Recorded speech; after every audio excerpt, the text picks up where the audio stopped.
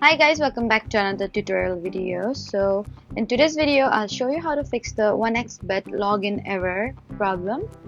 So if you're unable to log into your 1xbet account and keep seeing this message, just follow along.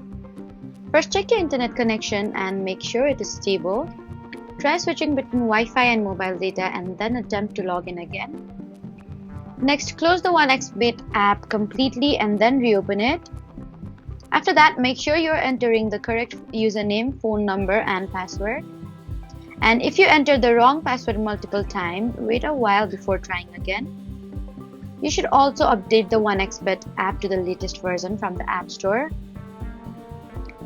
And if you're using a VPN or proxy, turn it off and try logging in again. And you can also try logging in through the 1xbet website instead of the app to check if the issue is app related. And if the problem continues, check if 1xbet services are temporarily unavailable and try again later. So those are the best ways to fix 1xbet login error, try again later problem. Don't forget to like, comment, and subscribe for more helpful tutorials. Thank you for watching.